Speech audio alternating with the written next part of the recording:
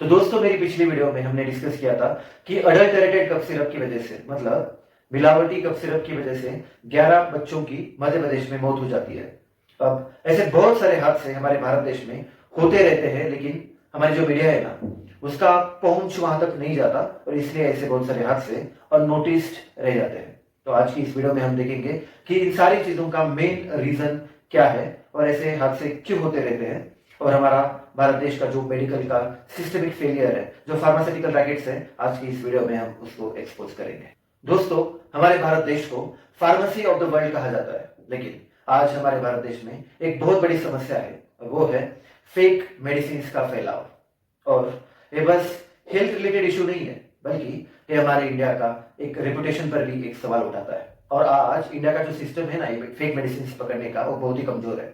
India के जितने सारे पुलिस ऑफिशियल्स है, ड्रग इंस्पेक्टर्स है या फिर डिफरेंट एजेंसीज है फार्मास्यूटिकल रिलेटेड, उनके पास ना तो मॉडर्न टेक्नोलॉजी है, ना तो एक अच्छा सा डेटा कलेक्शन है, डेटा एनालिटिक्स है, ना एक अच्छी सी स्किल्ड वर्कफोर्स है। तो चलिए अब इन प्रॉब्लम्स की बात करते हैं वन बाय वन। इंडिया का जो कानून का सिस्टम है उसमें फेक ड्रग केसेस में कॉन्विक्शन रेट आपको पता है कितना है? सिर्फ 49%। और वो जब कोर्ट में चला जाता है, कोर्ट की एक लंबी प्रोसेस के बाद गिरकर सीधा 3% रह जाता है। देखा कितना कम है। और फिर हम इस पे कैसा यकीन करें?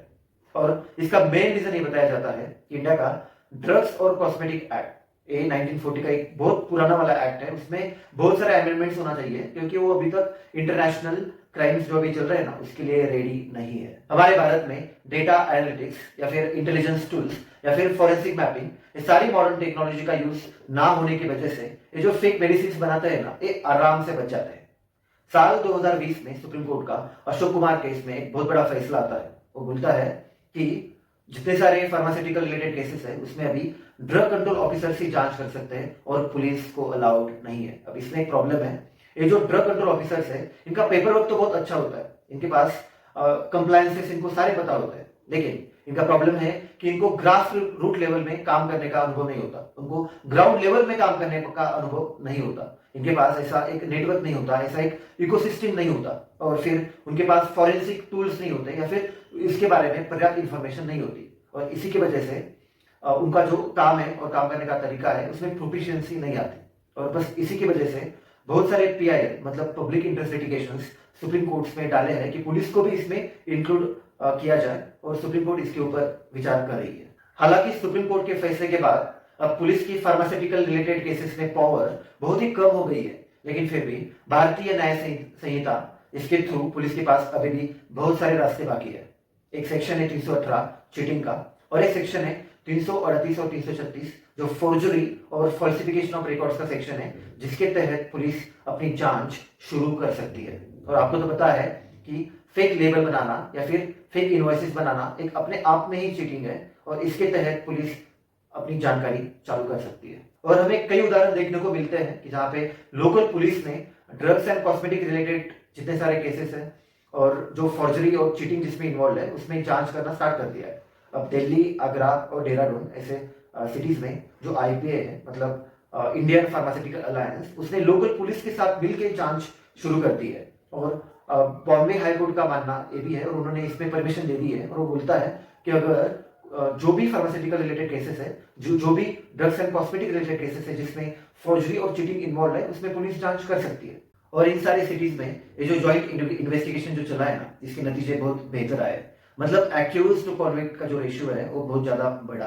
तो इससे एक बात तो साफ है कि अगर ड्रग कंट्रोल डिपार्टमेंट और पुलिस साथ में काम करें तो इसके नतीजे और अच्छे आएंगे। ये जो ड्रग्स एंड कॉस्मेटिक एक्ट है ना, इसे टेक्निकल वायलेशंस तो संभाले जा सकते हैं, लेकिन जो क्रिमिनल और फाइनेंशियल रिलेटेड पहलू है वो तो पुलिस को ही संभालने पड़ेंगे, क्योंकि अक्सर ऐसा देखा जाता है कि जितने सारे फेक मेडिसिन के रैकेट्स हैं वो ज्यादा तो मनी लॉन्ड्रिंग या फिर टैक्स इवेजन या फिर क्रिमिनल केसेस के उसके अंतर्गत ही आ जाते हैं, और इसके लिए पुलिस का काम ही होता है, पुलिस को ही इंटरवीन करना पड़ता है। और अगर दोनों ड्रग्स कंट्रोल डिपार्टमेंट और पुलिस साथ में काम करें तो इसकी वजह से हम एविडेंस अच्छे से कोर्ट के सामने पेश कर सकते हैं, एक साइंटिफिक एविडेंस ला सकते हैं, जिसकी वजह से जितने सारे एक्यूज है वो कॉन्विक्शन रेट बढ़ जाता है। एक स्टेप हम आगे जाएंगे और एक अच्छा सा इकोसिस्टम बनाने की कोशिश करेंगे। बस पुलिस और ड्रग इंस्पेक्टर नहीं, बल्कि हम फाइनेंशियल इंस्टीट्यूशंस या फिर एनफोर्समेंट एजेंसीज को भी इसमें ऐड कर सकते हैं। मतलब ईडी आपको तो पता ही है कि एनफोर्समेंट डायरेक्टोरेट, उनको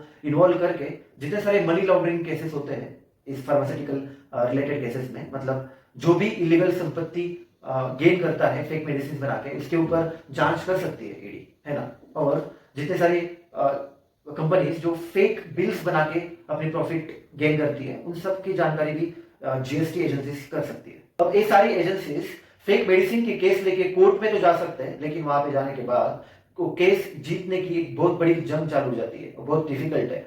अगर उनके पास साइंटिफिक प्रूफ्स अवेलेबल है तो ही वो केस जीत सकते हैं, और उनको जो मॉडर्न साइंस है और कुछ टूल्स है वो बहुत मददगार साबित हो सकते हैं, जो मैं आपको बताऊंगा।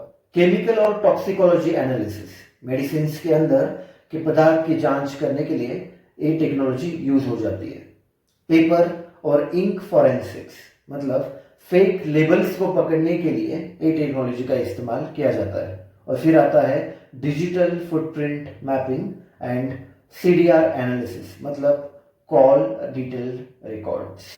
इनसे पुलिस पूरे नेटवर्क तक पहुंच सकती है और यह साबित कर सकती है कि अपराध जानबूझकर किया गया था।